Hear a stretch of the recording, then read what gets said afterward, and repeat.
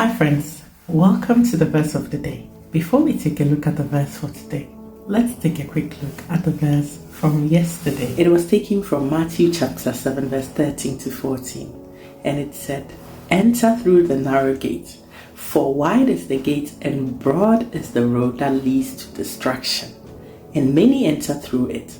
But small is the gate and narrow the road that leads to life, and only a few find it." This verse really reminds me of the times when I used to do as the world wants, or as the flesh wants, right?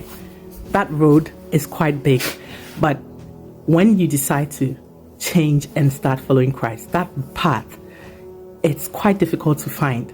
If you are not looking, if you're not seeking, if you're not willing, you only please the flesh.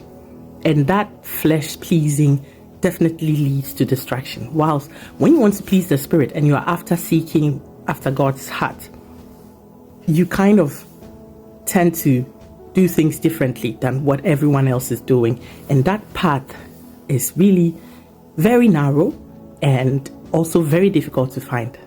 I hope that makes sense. So this particular verse tells me of how life is when we are pleasing the flesh, except doing what pleases God, right? And yeah, I hope we really make sense. So do not conform to the things of the flesh, but to the things of the Spirit. And when you seek after God's heart, ultimately you find that path that leads to life. Now, today's verse is taken from Hebrews chapter 13, verse 8.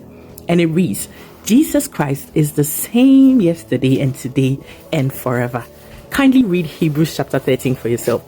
To bring this verse, I had to really start reading Hebrews a bit and reminding myself of what exactly is going on here. It tells me also that we are constantly changing. We are constantly seeking after things. When you're married, you're looking at other people, or some people are. The things that basically we seek after is not the same. We need more money. We need so many things that is only for the flesh, right? But when it comes to Jesus Christ, he's always the same. Nothing about him changes. It feels much more safer to know that people around us will constantly change, but Jesus Christ will always be the same. That is how I understood the verse in the end after about 2 hours of reading and reading. I hope this makes sense to you. Take care and be blessed.